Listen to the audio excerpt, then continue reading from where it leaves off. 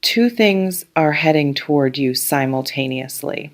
And I want you to understand from the very first breath of this reading that neither of them is small. One of them is going to land in your bank account. The other is going to land in your inbox or your phone or whatever space exists between you and a very specific person who has spent a considerable amount of time operating as though your opinion of them did not particularly matter. It is about to matter to them considerably. And the combination of these two arrivals, the money and the message, landing in the same general window of your life, is going to produce something in you that this reading wants to name in advance. It is going to make you smile. Not the polite kind, not the gracious kind that you wear in public when things go moderately well, the private kind, the one that arrives when you are alone and something has just happened that is so specifically, precisely, exactly right in the context of everything you have been through, that the smile arrives before you have even fully processed what just happened. That smile is coming twice. Let me start with the money, because I am going to do something different in this reading and address both energies directly and with equal weight, rather than treating the material as secondary to the relational. Both are real, both are significant. And the money deserves to be spoken about with the same specificity and the same lack of apology that any other significant arrival deserves. Something financial is moving in your direction that you did not plan for, not in the way of something you worked toward and that is now arriving through the logical sequence of effort and outcome, the other kind, the kind that comes from a direction you are not specifically watching. That involves a source or a mechanism or a sequence of events that was not on your radar as a probable generator of resources. That arrives with the quality of something the universe decided to send without waiting for you to identify the specific channel through which it was going to come. Unexpected and meaningful in size. Not necessarily life-altering in a single moment, though for some of you it may be meaningful, large enough to change something in the immediate texture of your practical life, large enough to create options that were not available before it arrived, large enough to produce that particular quality of ease that money, when it arrives from an unexpected source, can create the ease not just of having the resource, but of knowing that something you were not counting on chose to show up for you. The first image arrives, and it has a quality of sudden brightness. I see a window. And through this window, light, but not the contemplative, symbolic light of earlier readings in this series. This is practical light, morning light, the specific brightness of a day that has arrived and is offering itself in a way that feels genuinely generous, and in the space that this light is falling across, something that was not there yesterday, something that arrived, and the arrival of it has changed the quality of the space, not dramatically, but in the way that any real and welcome thing changes the quality of the space it arrives in. It is simply better in here now than it was before it came. More possible, more open, more like a morning that is going to produce something worth getting up for. This is what the unexpected money feels like when it lands. Not a fantasy, a morning, a very specific and very practical morning in which something is different from how it was, and the difference is genuinely, materially, thank you very much better. Now let us talk about the arrogant person, because they deserve their own section, and I am going to give it to them without apology. You know who this is. You did not need me to describe them because the word arrogant arrived in the title of this reading, and something in you went immediately, specifically to a face, a particular quality of energy. A person who has, in their interactions with you or in their general way of moving through the world, operated with a level of self-regard that did not leave much room for adequate regard of anyone else, including you. This is someone who had opinions about you, not necessarily stated directly. Arrogance rarely operates through direct statement because direct statement creates accountability. It operates through implication, through the particular quality of attention that places itself above the thing it is attending to, through the ease of dismissal, through the subtle and sometimes not so subtle communication that their assessment of a situation is the relevant one, and that your assessment is a thing to be acknowledged briefly before the real conversation continues. They moved through their interactions with you from a position of assumed superiority, and something has happened, or is happening, or is about to happen that is making that position significantly less comfortable. I want to describe what is going on with this person right now, because the message or the call that is coming from them is not arriving in a vacuum.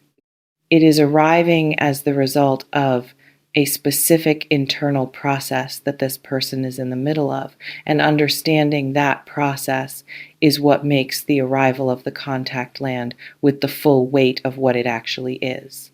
Something they underestimated, that is the core of it. Something, specifically you, or something connected to you, or some dimension of the situation that involved you that they dismissed or minimized or processed through the filter of their own inflated estimation of their own read on things, has turned out to be significantly other than how they assessed it.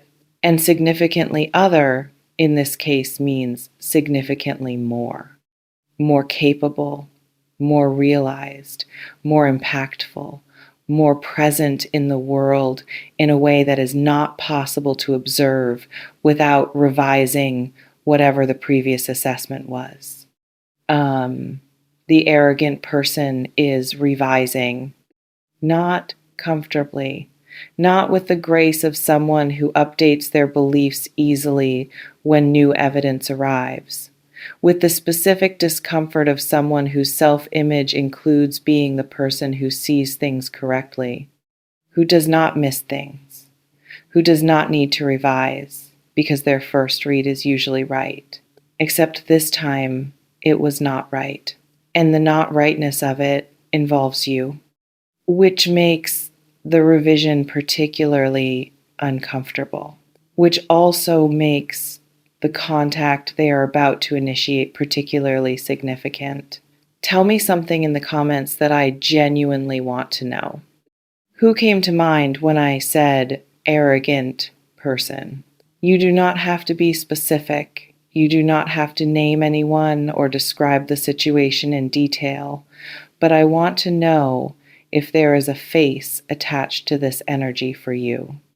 If someone arrived in your awareness when I described the particular quality of someone who operated with an assumed superiority in your presence, because this reading is specific in its direction, and I think for most of you watching, the arrogant person is not a mystery.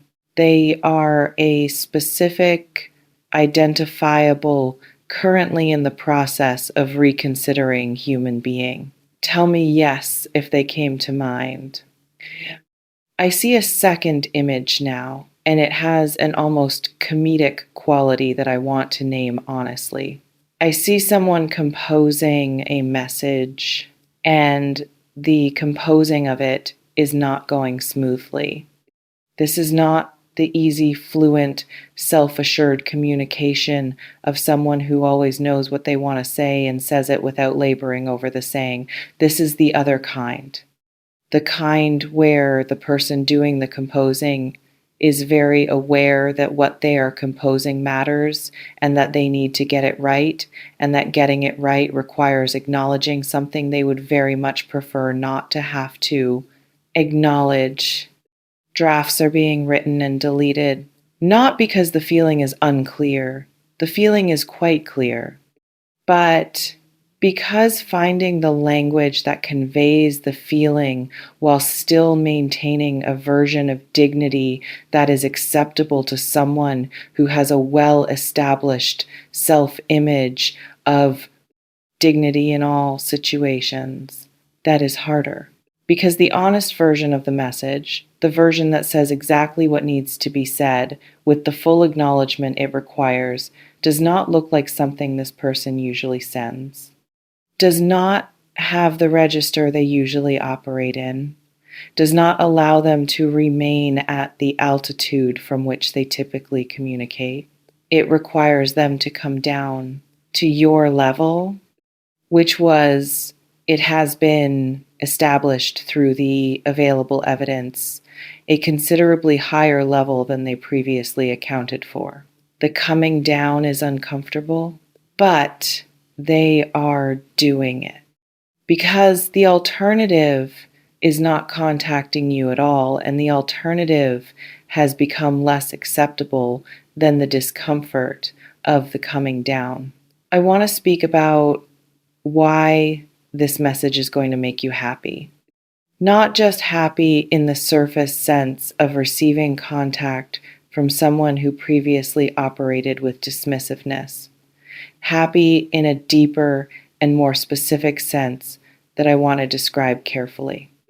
It is going to make you happy because it will be confirmation of something you have known, not about them specifically, about yourself, about the accuracy of your own understanding of your own worth, about the validity of your own read on the situation at the time when their arrogance was suggesting a different read, about the simple and fundamental fact that you were right to move through the dynamic the way you moved through it, with your head at the altitude it actually belongs at, with your standard maintained, without bending yourself into a shape that was more compatible with their inflated estimation of themselves. You were right about yourself. And their contact is going to be, in its specific way, an acknowledgement of that rightness, not stated in those terms.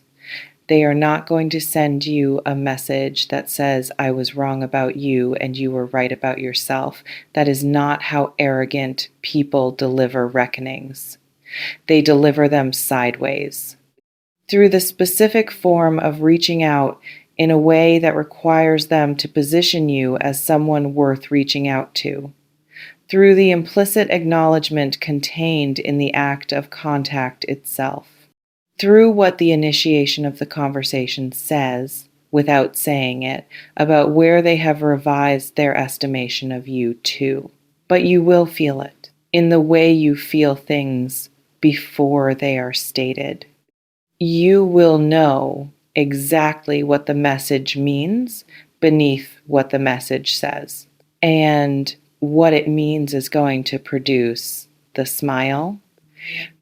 Let me describe what I see for you beyond these two arrivals, because they are not the whole picture.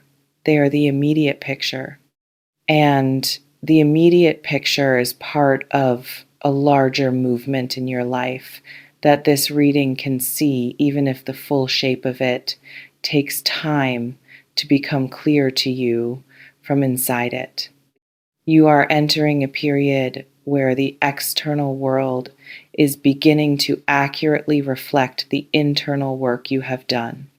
Not all at once, not in a single dramatic reveal, but in a series of arrivals, of which these two are among the first, that have the quality of correspondence, of things aligning, of the life outside you beginning to organize itself around the truth of who you actually are, rather than the various incomplete or inaccurate understandings that others have had of you. The unexpected money is part of this. The message from the arrogant person is part of this. And there will be other parts, other arrivals, other moments of the external world catching up to the internal reality that you have been living in, while the external picture lagged behind. The lag is ending. I see a third and final image, and it is the most grounded image in this entire reading. I see a table, and on this table, two things placed side by side. Not dramatically, not with ceremony, just set there in the ordinary way of things that have arrived and been received and are now simply present in the space of your life, part of the current landscape. One of them is material, the resource, the unexpected thing that changed the practical texture of your immediate circumstances. Sitting there, practical and real and not requiring any particular emotional processing, just there, doing what resources do when they arrive, creating options, creating ease, creating the specific and thoroughly practical comfort of having more margin than you had yesterday. The other is the message, also just there, not requiring you to perform a response, not producing in you the agitated, destabilizing energy of something you did not know how to receive. Received, understood, recognized for exactly what it is, and set beside the other arrival with the particular equanimity of someone who has waited long enough for things to align, that when they align, the receiving of it is not frantic, just satisfying, deeply, specifically, privately satisfying in the way of things that land exactly right after a period of things landing with more difficulty than they should have. You are at this table, sitting with both arrivals, with that smile.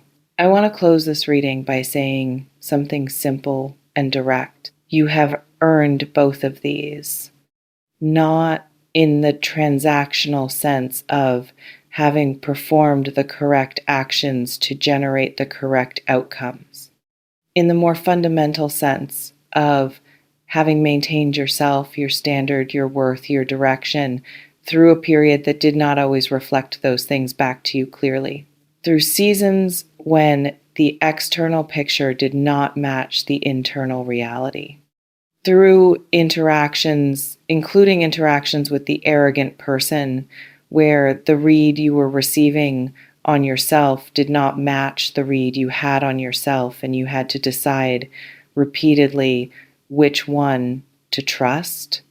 You trusted yours. And the universe, in the way it has of eventually, specifically, sometimes almost comically responding to that kind of sustained self-trust with actual evidence, is sending you evidence in the form of money you did not plan for, and in the form of a person who previously could not locate their own humility, finding it rapidly in your direction. Both arriving, both real, both yours. Enjoy every single second of it, Virgo. You have been patient long enough.